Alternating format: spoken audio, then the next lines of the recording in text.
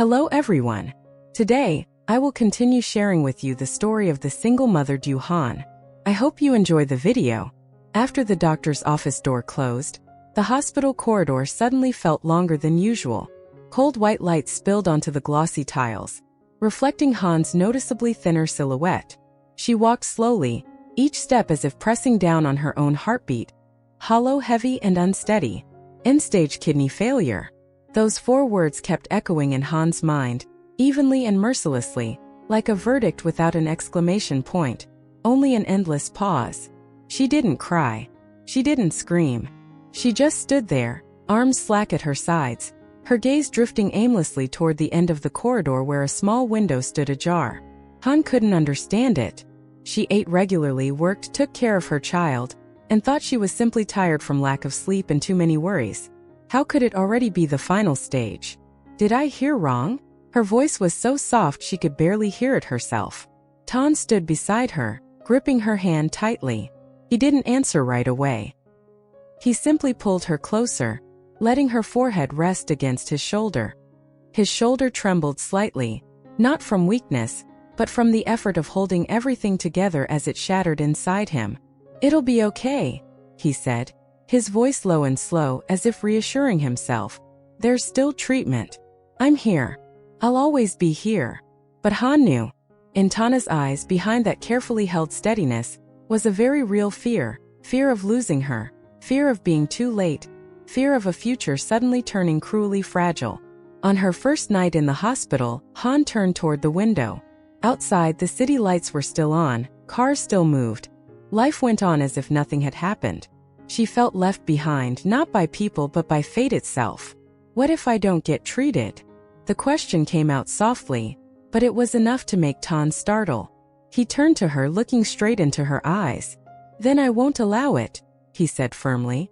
"If you're tired, we rest. If you're scared, I'll go with you. If you're in pain, I'll bear it with you. But giving up, there's no such option for me." Hân laughed, but the tears fell before the smile could fully form. For the first time since hearing the diagnosis, she cried. She cried from fear, from regret, from thinking about her child. And she cried because she knew that on this cold hospital bed, there was still someone willing to hold her hand to the very end. In the days that followed, Thanh barely left the hospital.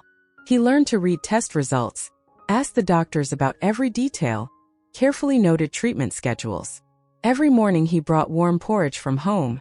Every night he sat slumped in the chair beside her bed, dark circles under his eyes, refusing to go home to rest. "Don't exhaust yourself," Hân said weakly. "If you're unwell, then you need someone healthy beside you even more," he replied. Hân still couldn't fully accept the truth. There were moments when she looked at her hands and wondered when they had grown so weak. There were nights she woke in panic, her heart pounding until she could barely breathe.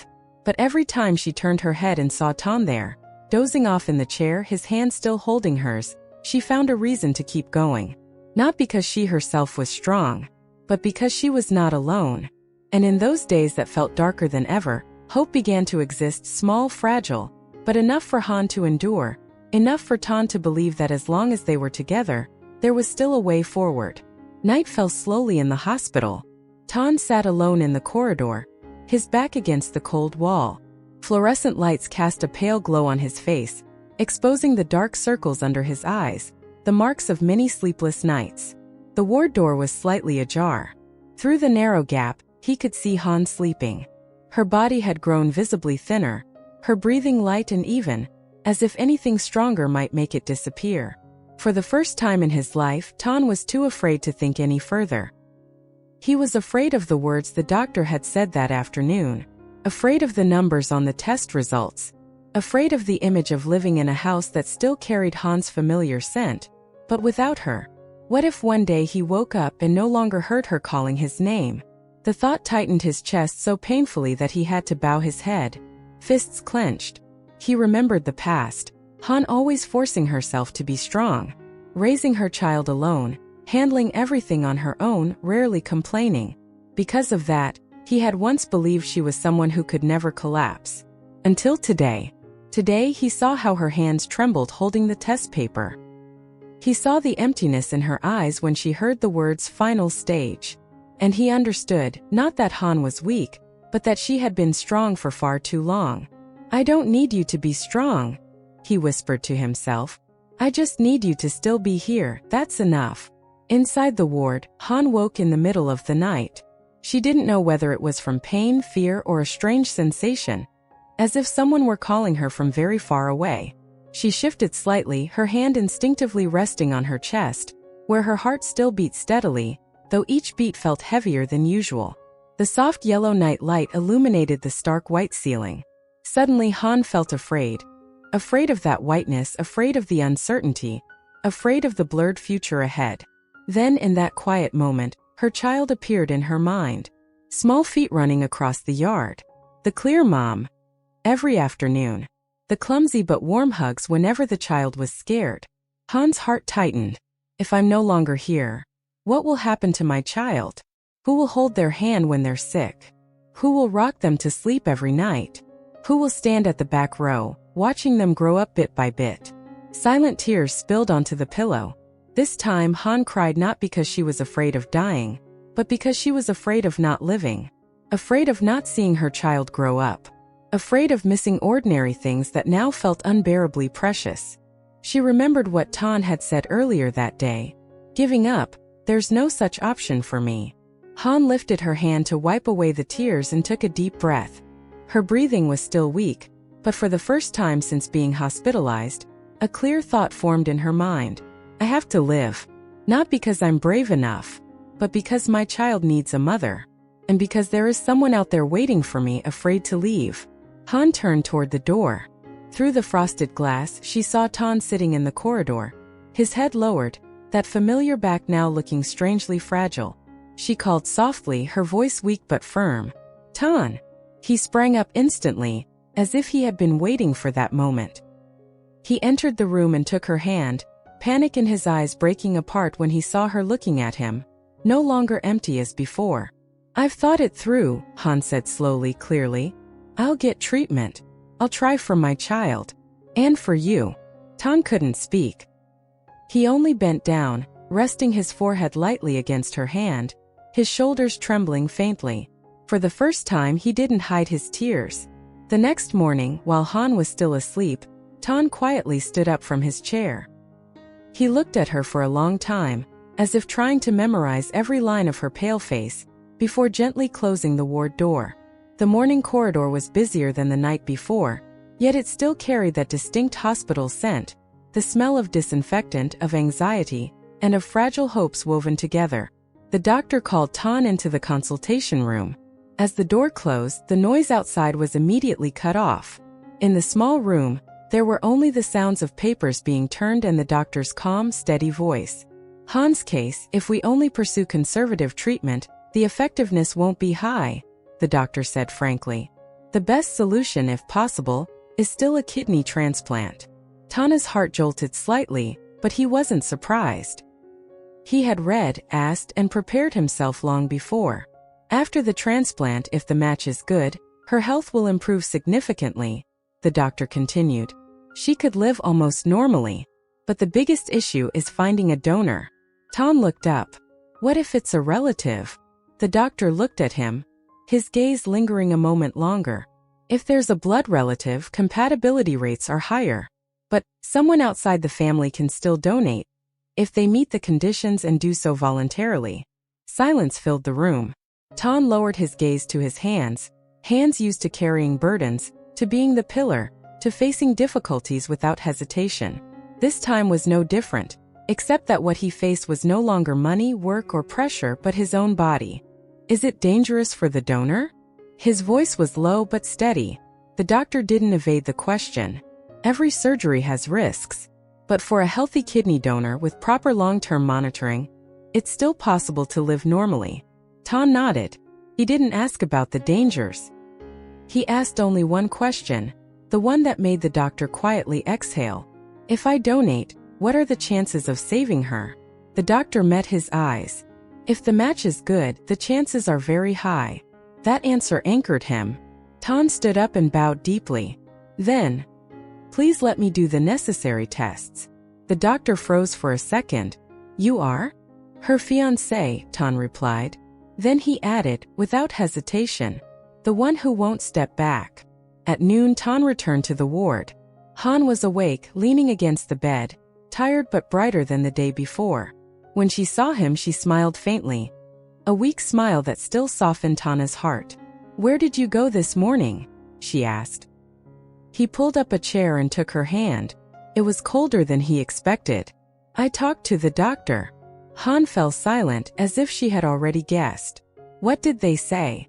He took a breath. "They said, if there's a suitable donor, you'll get much better." Han frowned slightly. "A donor kidney? That's not easy." He looked at her, calm in a strange way. "No, it's not." Then he continued slowly but clearly. "So I registered for the tests." Time seemed to freeze. Han stared at him. "What did you say?" "I'm donating my kidney," Tan repeated quietly.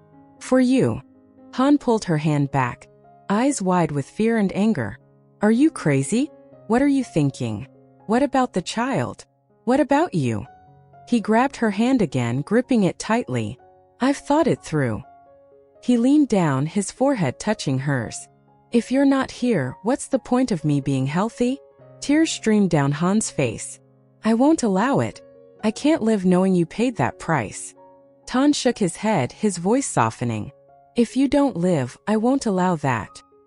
He placed a hand over his chest. "I'm not doing this as a sacrifice. I'm doing it because I want you to stay. With your child. With me." Han broke down, sobbing like a child. This time she didn't pretend to be strong. She was afraid. Afraid of losing him, afraid of the burden, afraid of a debt too heavy to repay. Tan held her tightly. "You only need to do one thing," he whispered. "Live." Outside the window, the midday sunlight fell gently. Not dazzling, not harsh. Just warm enough to make one believe that even at the depths of illness, choices born of love still exist. Han said nothing for the rest of that afternoon. She turned toward the wall, staring at the blinding white that made her feel smaller and lonelier than ever. Tan sat beside her in silence, as if a single word might shatter the fragile cracks in her heart. That evening, after the nurse left and the room returned to its heavy quiet, Han finally spoke. Her voice was hoarse and low, each word cutting through the air like a blade. "Stop the tests." Tan looked up at her, his gaze steady. "I've already done them." Han snapped toward him, a choking feeling rising in her throat. "I told you to stop." For the first time since being hospitalized, Han let her emotions break free. Her eyes reddened, her breathing quickened, her voice trembling with resentment. "Who do you think you are to decide this? I'm the one who's sick. That doesn't mean I get to drag you down with me." Tan stood up, his voice low and slow, not raised but firm. "I'm not being dragged down. I'm stepping forward by choice. I don't need it." Han cried, her voice breaking. "I don't need your sacrifice. I don't need to live at the cost of your health."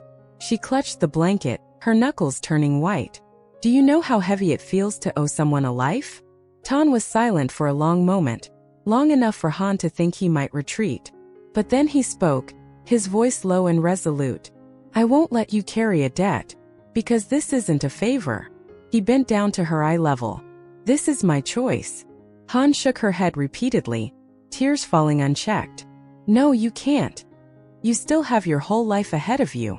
If you're not in it," Tan replied instantly, without hesitation, "then what meaning does that life have?"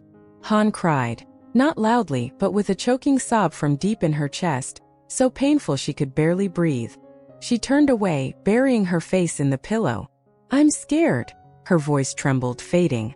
"I'm scared that one day you'll be the one lying here, and I'll be the healthy one." Tan placed a hand on her shoulder, gentle but firm, the last remaining anchor. "Then we'll be healthy together," he said softly. "No one gets left behind." From that day on, the hospital entered a different rhythm, steady and cold. Blood tests, ultrasounds, scans, compatibility evaluations followed one another in an endless cycle. Han knew everything, even though Tan said little. She saw the vials of blood drawn, watched him sign consent forms, noticed doctors calling his name more often than hers. Each time her heart tightened a little more, as if being squeezed from the inside. Some nights she woke to find the bed beside her empty. Tan was at the testing unit. She lay there, staring at the white ceiling, wondering what it would mean if the results matched, and if they didn't, whether she should feel relieved or devastated. She hated herself for thinking that way. Tan, on the other hand, moved through each test with an unsettling calm, not because he wasn't afraid, but because he had already decided. Once a person accepts the possibility of loss, fear seems to lose some of its power.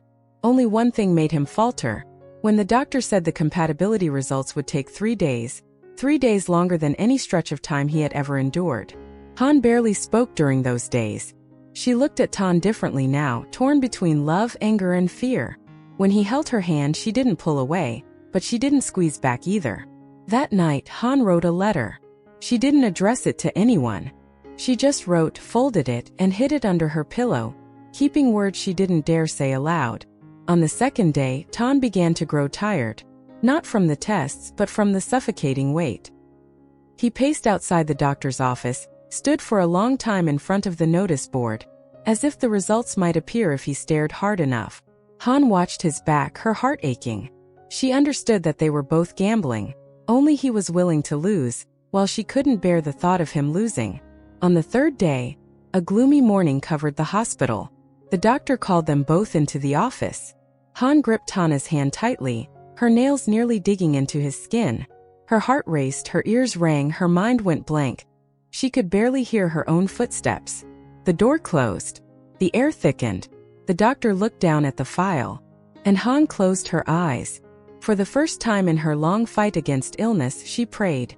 Not for herself, but for the man standing beside her. On the evening before the surgery, the ward was still brightly lit, yet the usual tension seemed to have softened. Out in the corridor, a few nurses lingered longer than normal, not in a hurry to leave. A young doctor gently closed the door to the patient room, as if he knew that something very special was happening inside, something that deserved to be protected, whole and undisturbed. Han lay on the bed with her back propped up. Her face was pale, but her eyes were clearer, more awake. She could hear her own heartbeat, still slow and heavy, yet no longer completely hollow like the days before. When the door opened, Han turned her head. Tan walked in. He wasn't alone. Behind him were the attending doctor, a familiar nurse, and a few relatives standing quietly near the doorway. No one spoke, but all their eyes were on Han, filled with compassion, suspense, and an unspoken sense of waiting. Tan stepped closer to the bed and took Han's hand. His palm was warm, trembling ever so slightly. "The doctor just confirmed the results," he said in a low voice. Han looked at him, her heart tightening. "The results, how are they?" Tan drew a deep breath. "A match." The room seemed to fall silent on a single shared breath. A nurse nearby lifted her hand to cover her mouth. The doctor gave a small nod. Han went still, her ears ringing, as tears overflowed before she could even react. "A match," she repeated, her voice shaking. "So you really will?" "Yeah," Tan answered at once. "I'm going to get through this with you." He loosened his hold on her hand, then unexpectedly stepped back. Under everyone's stunned gaze, Tan dropped to his knees beside the hospital bed, right on the cold tile floor. "Hun!" A soft gasp rippled through the room. A relative quietly broke into tears. The nurse at the door turned away, eyes red. "What are you doing? Get up. This is a hospital." Han panicked, tears falling non-stop. But Tan didn't stand. He reached into his pocket and pulled out a small box. When the ring appeared under the harsh white light, the entire room seemed to choke on its breath. "I don't know what tomorrow will bring," Tan said, hoarse but clear. "I'm scared too. Scared of the surgery. Scared of the risks. Scared of the things I can't control." He looked up at Han, eyes reddened but unwavering. "But there's one thing I'm certain about. You're the person I want to hold hands with, not just tomorrow, but for the rest of my life." Around them, quiet sobs began to break through the stillness. "Here, in front of everyone," Tan continued, "I won't promise you a perfect life. I only promise that whether in health or in illness, whether in plenty or in hardship, I will stay by your side. Will you marry me?" Han cried soundlessly. She shook her head over and over, not to refuse, but because she was too overwhelmed to speak. A doctor nearby murmured gently, voice thick with emotion, "Just nod, dear." Han laughed through her tears, then nodded hard. Yes, I will. The room burst open with emotion. A nurse began to cry. A relative covered their face with a hand. Applause rose, not loud but strangely warm, spreading through the usually cold hospital air. Tan stood, hands trembling, and slipped the ring onto Han's finger. It was a little loose, sliding down slightly, and Han sobbed even harder. You've gotten so thin, Tan whispered. Then you have to live, Han hiccuped through laughter and tears. Live so you can fatten me up again. Tan bent down and held Han tightly. The people around them quietly stepped back, leaving the two of them just enough space. Enough for tears, enough for love, enough for a promise now witnessed. Amid the familiar scent of disinfectant, beneath cold white lights, that moment turned unexpectedly warm. No flowers, no music, but countless hearts beating together for them. And for the first time in many days, Han believed that tomorrow she would enter the operating room not only with hope to live, but with the certainty that she was loved and awaited. The hallway before the operating room was so white it hurt the eyes. Fluorescent lights stretched endlessly, reflecting off the cold tiles, casting shadows that looked faint and unsteady, as if they could vanish with a blink. This was a corridor accustomed to hurried goodbyes, but for Han, every meter felt like it was carrying her away from the life she knew. Han was wheeled out of the ward on a gurney. A blanket covered her up to the chest, her arms lying close to her thin frame, thinner than ever. Her hair had been tied back neatly, but her face couldn't hide the strain. Lips pressed tight, lashes trembling, eyes darting around as if searching for something to cling to. Tan walked close beside her. One hand rested on the rail of the gurney, the other held Han's hand so tightly his knuckles turned white. He didn't speak. He simply matched the rhythm of the wheels, as if letting go for even a second would mean she'd be pulled into a place he could no longer reach. The wheels rolled slowly, making soft, steady clicks. Each sound echoed in the silence, striking straight into both of their chests. Every turn felt like a heartbeat, slow, heavy, stretching time into something endless. When the gurney stopped in front of the operating room, the metal doors were shut, cold, still, and unforgiving. A nurse stepped forward. Her voice was gentle and familiar, but firm enough to allow no hesitation. Family members, stop here. That single sentence made panic truly hit Han. She clutched Tana's hand tighter, nails nearly digging into his skin. Her eyes widened, frightened like a child about to be separated from the only safe place she had left. Her throat tightened. It took seconds before she could force out a whisper. Tan. Her voice trembled, thin and weak. What if I don't wake up? The question wasn't loud, but it cracked through the white corridor like a tiny fracture. Tan immediately bent down, holding Han's face in both hands, making her look straight at him. His eyes reddened, but his gaze was steady, unyielding. There is no what if, he said, each word clear, voice low but firm. You will wake up. I'll be waiting. Han shook her head, tears spilling uncontrollably.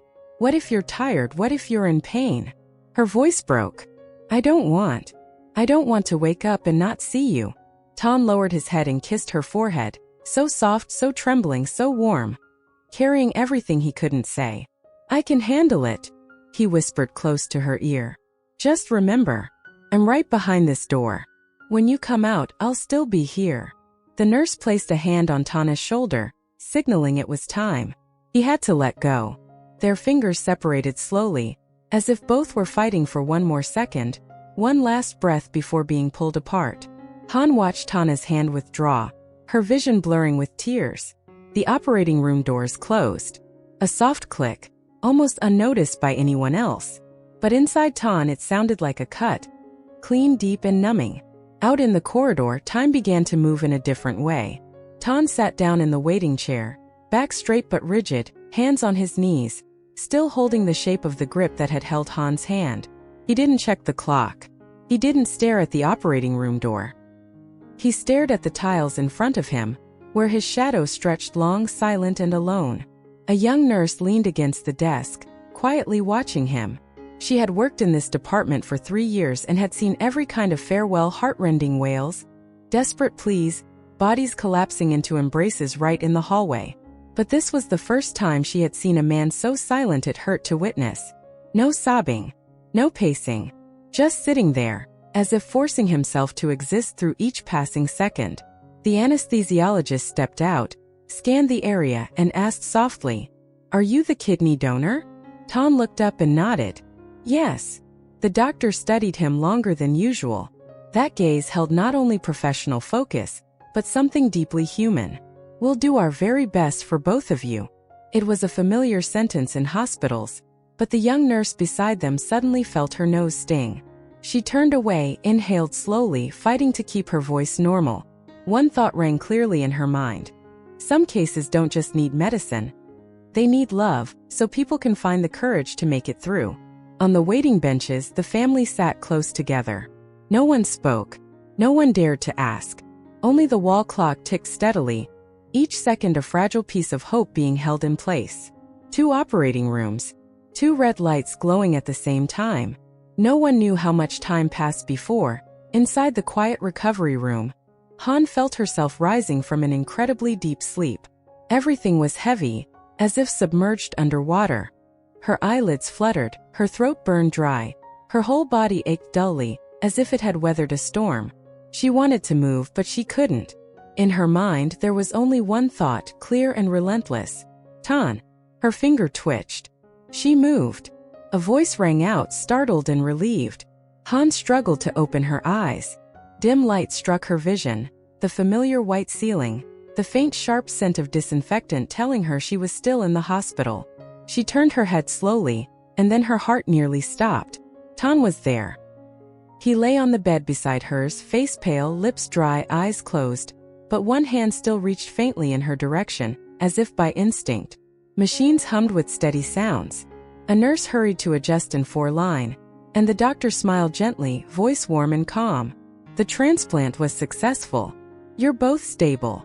Tears overflowed from Han's eyes before they could even fall. She tried to inch her hand toward Tan. Her fingers trembled, weak, unsteady. But when she finally touched his hand, that warmth made her break into sobs.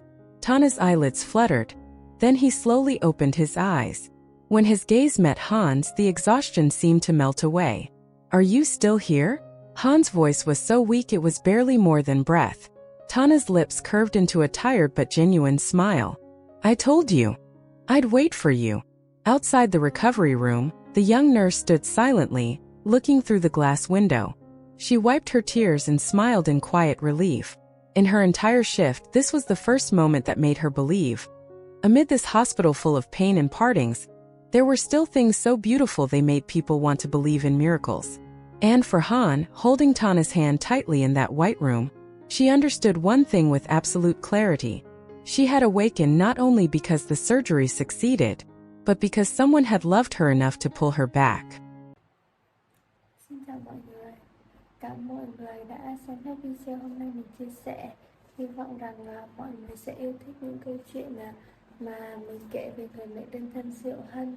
Và đặc biệt là trong câu chuyện ngày hôm nay thì Diệu Hân mắc phải một căn bệnh hiểm nghèo, đó là suy thận và cô phải chạy thận.